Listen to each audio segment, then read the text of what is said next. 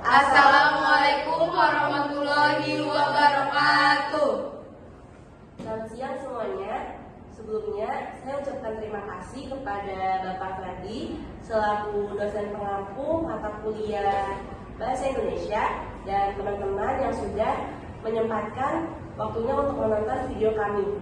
Sebelumnya, kami dari kelompok 2 pada siang hari ini izin mempresentasikan materi yang berjudul penyusunan kerangka esai dan artikel ilmiah. Jadi sebelum lanjut ke materi, izinkan saya dan rekan-rekan saya memperkenalkan dirinya terlebih dahulu.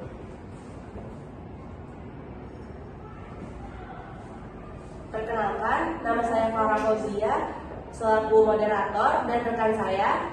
Perkenalkan, nama saya Edi Dwi Pradana sebagai pemateri utama. Perkenalkan, nama saya Nur Putri Septiani. Perkenalkan, nama saya Maria Oktavia Rini Doji. Perkenalkan, nama saya Putri Nur Aisyah. Jadi pada presentasi kami siang ini, kami akan mempresentasikan beberapa. Di sini ada overview. Yang pertama ada introduction, lanjut ada learning objective, terus ada main content, selanjutnya ada case study or practical application or example, lanjut ada summary and conclusion, terus ada reference, dan terakhir ada Q&A session. Untuk introduction sendiri, di sini yang pertama overview-nya, penulisan esai dan artikel ilmiah yang secara efektif. Penulisan esai dan artikel ilmiah yang efektif melibatkan pengorganisasian ide secara sistematis, penggunaan bahasa yang tepat. Terus yang kedua, ada penggunaan struktur yang tepat pada penulisan esai dan artikel ilmiah.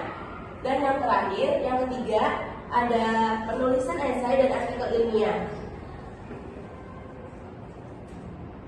Learning objektifnya sendiri, objek 1, di sini mahasiswa harus mampu menyusun kerangka esai dan artikel ilmiah. Yang objektif keduanya, mahasiswa harus mampu mengetahui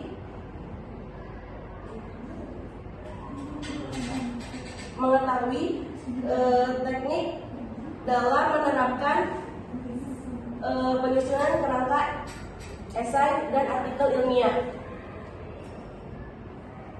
Lanjut untuk main konten akan dijelaskan oleh rekan saya Egi. Waktu dan tempat dipersilakan. Baik, terima kasih kepada moderator karena telah memberikan saya kesempatan untuk menjelaskan materi mengenai main konten. Pada main konten kali ini terdapat dua pengertian. Yang pertama adalah pengertian esai dan yang kedua adalah pengertian artikel ilmiah. Yang pertama akan saya bahas adalah pengertian esai. Pengertian esai adalah, menurut Kamus Besar Bahasa Indonesia, adalah frasa singkat dari sebuah masalah yang ditulis oleh penulis berdasarkan pandangannya. Terus yang kedua, pengertian dari artikel ilmiah. Artikel ilmiah adalah laporan yang ditulis berdasarkan ide dan penelitian dari seseorang atau kelompok untuk mencari kebenaran mengenai penelitian yang akan mereka teliti.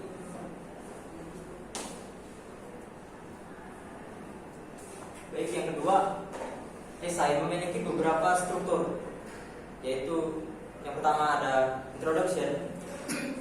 Introduction berisi mengenai background masalah atau latar belakang masalah.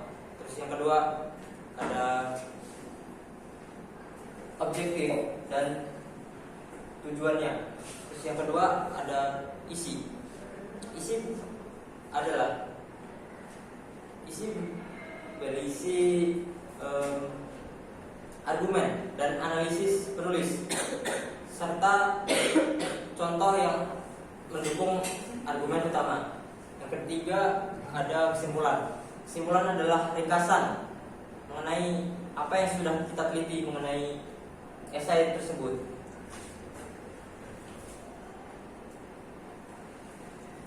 Kemudian artikel ilmiah terdapat 8 struktur. Yang pertama ada judul, menentukan judul, kita harus memilih judul yang menarik dan cocok untuk dibaca oleh pembaca. Yang kedua, ada nama penulis. Setelah kita menuliskan judul, di bawah judul kita harus menuliskan nama penulis. Jika nama penulis lebih dari satu, maka nama penulis yang berkontribusi paling banyak harus ditulis paling pertama, kemudian disusul oleh yang lainnya. Kemudian yang nomor 3 ada abstrak. Abstrak itu berisi ringkasan mengenai permasalahan, kemudian tujuan dan manfaat penelitian yang akan kita teliti. Yang keempat ada kata kunci. Kata kunci itu berisi kata-kata yang ingin kita cari apa sih maksudnya. Terus yang kelima ada introduction atau pendahuluan yang berisi latar belakang, rumusan masalah dan tujuan. Kemudian nomor 6 ada pembahasan. Pembahasan itu berisi rincian mengenai penelitian yang akan kita lakukan. Terus yang ketujuh ada kesimpulan. Kesimpulan berisi ringkasan yang sudah kita teliti sebelumnya, kemudian dimasukkan diringkas menjadi satu kesatuan yang utuh. Kemudian ada 8, ada daftar pustaka. Daftar pustaka itu berisi referensi-referensi yang kita ambil dalam menentukan, dalam mencari materi mengenai penelitian yang kita lakukan.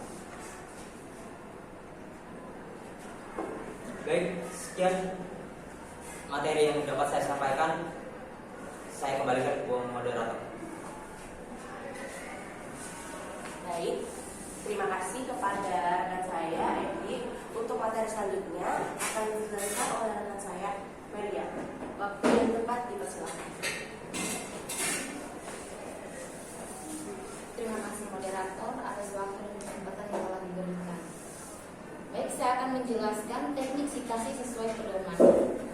Menurut Kamus Besar Bahasa Indonesia, sitasi atau kutipan merupakan kegiatan pengambilan satu kalimat atau lebih dari karya tulisan lain yang bertujuan untuk memperkokoh argumen. Aturan umum penulisan sitasi. Yang pertama, sumber sitasi ditulis di awal atau di akhir. Penempatan sumber sitasi di awal atau di akhir tergantung pada gaya dan konteks penulisan. Yang pertama kita bahas penulisan sumber sitasi di awal.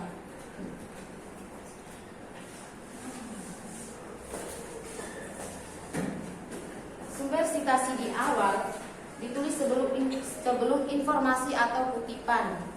Biasanya ketika penulis ingin menekankan penulis atau sumber aslinya. Seperti pada contoh ini, menurut Smith dalam kurung tahun 2020, pengaruh teknologi dalam pendidikan semakin meningkat dan mempengaruhi metode pengajaran di seluruh dunia. Sumbernya ditulis di awal, baru setelah itu kita menulis kutipannya. Berikutnya sumber sitasi di akhir. Sumber ditulis setelah informasi atau kutipan. Cara ini umum digunakan dalam gaya dan tekanan isi kutipan.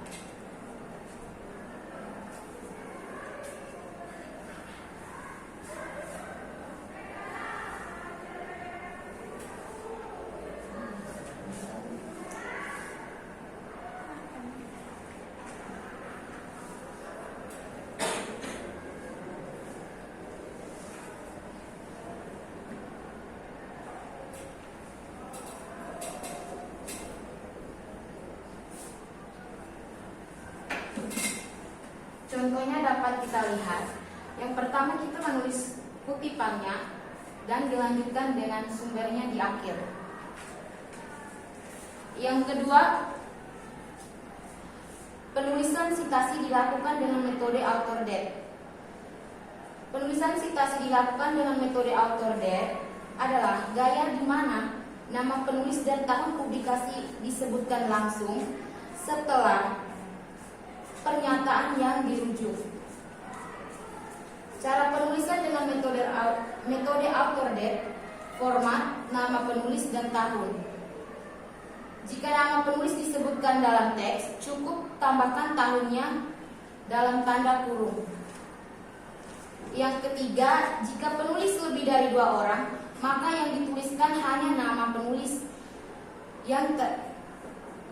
hanya nama terakhir atau belakang, diikuti dengan et al atau DKK, diikuti dengan tahun terbit.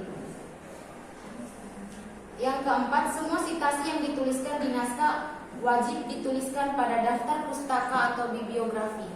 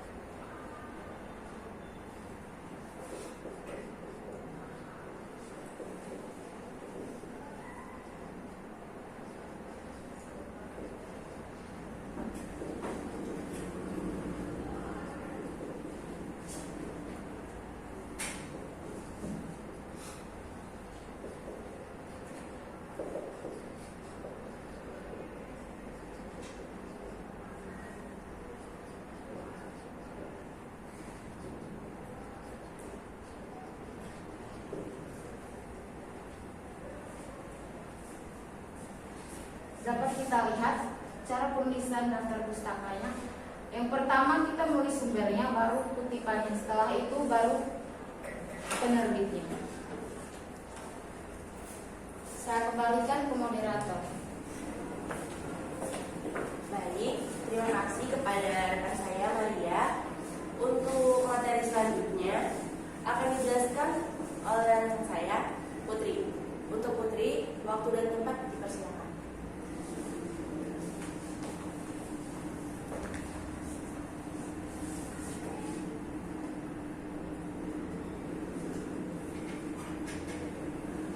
Baik, terima kasih moderator telah memberikan saya kesempatan untuk menjelaskan tentang penulisan argumen logis dan dukungan data. Apa sih penulisan argumen logis dan dukungan data?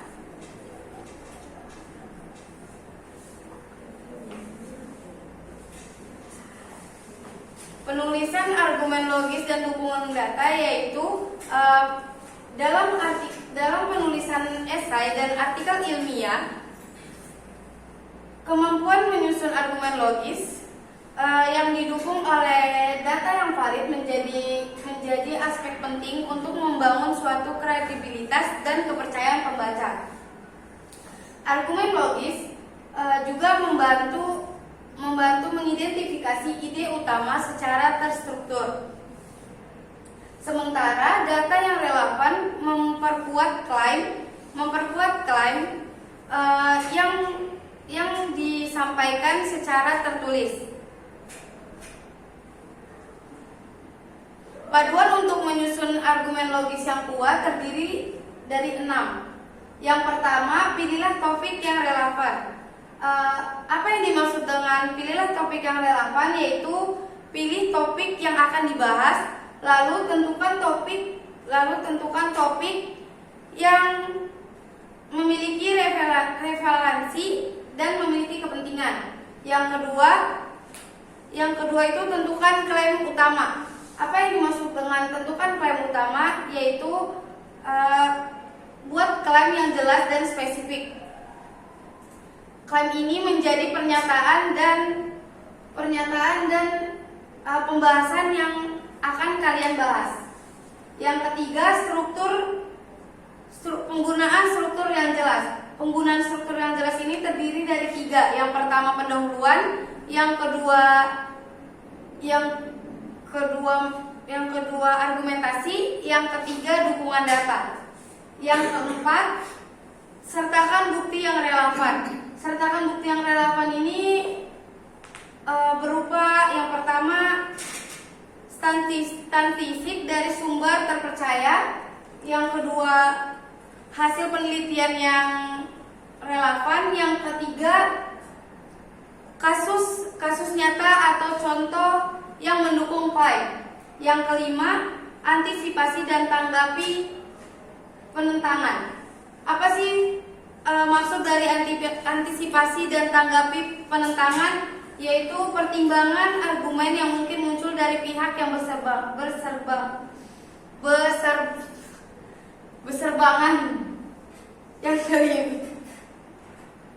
Yang keenam, kesimpulan yang kuat. Apa yang dimaksud dari kesimpulan yang kuat? Ringkasan argumen utama Anda dan tekankan pentingnya klaim buat pembaca merasa bahwa klaim Anda adalah posisi yang wajar dan logis. Sekian dari saya kembalikan ke moderator. Baik, terima kasih kepada rekan saya. Selanjutnya untuk materi ini akan dilanjutkan oleh rekan saya Putri. Waktu dan tempat dipersilakan.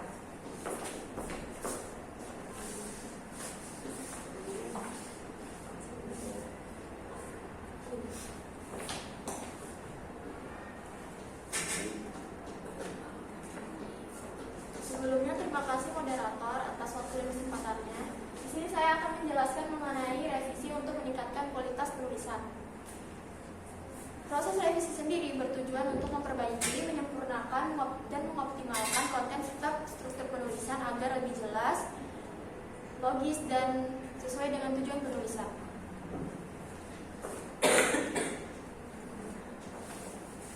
Adapun langkah-langkah dari proses revisi antara lain yang pertama, membaca ulang dan mengidentifikasi kesalahan. Penulis harus memperhatikan apakah ada informasi yang kurang ataupun berlebihan, dan penulis juga harus memperhatikan apakah ide yang disampaikan sudah jelas dan strukturnya sudah logis. Lalu yang kedua ada perbaikan struktur dan alur logis.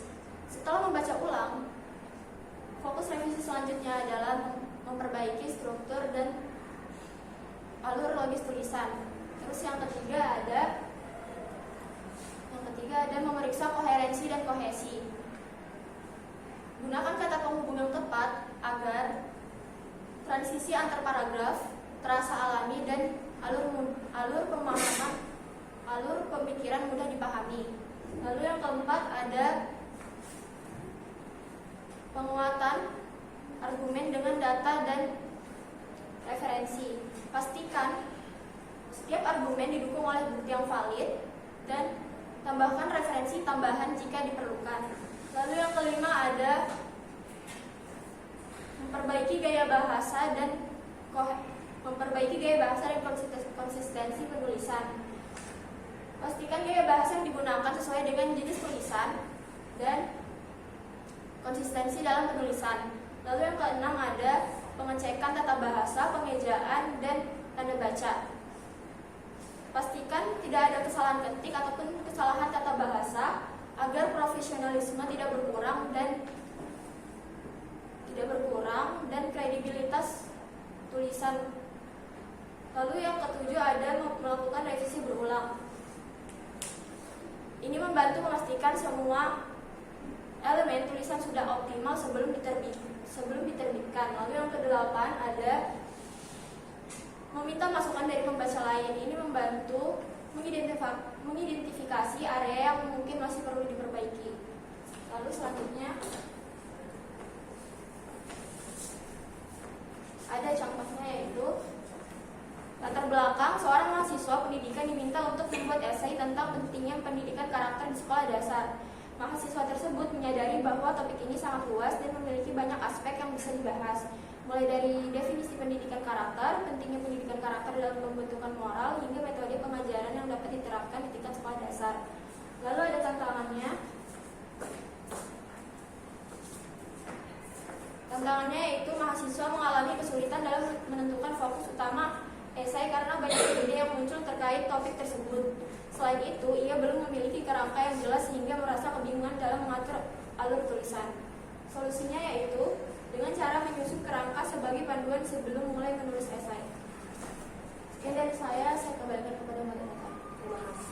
kepada Putri. Untuk summary and conclusion akan dijelaskan oleh rekan saya Egi. Waktu dan tempat dipersilakan. Baik, terima kasih kepada moderator karena telah memberikan saya kesempatan untuk menerangkan summary and conclusion. Jadi, penyusunan kerangka esai itu sangat penting dalam penulisan esai dan karya ilmiah. Karena dengan penyusunan esai yang baik, kita dapat mengerti dan paham apa yang kita tulis dalam esai atau artikel ilmiah tersebut. Sebuah kerangka juga membuat pembaca mudah untuk memahami tulisan yang sudah kita buat sebelumnya dan membuat informasi menjadi efektif. Sekian kesimpulan yang dapat saya sampaikan, saya kembalikan ke moderator. Baik, terima kasih kepada rekan saya Egi. Di sini ini referensi dari kelompok kami.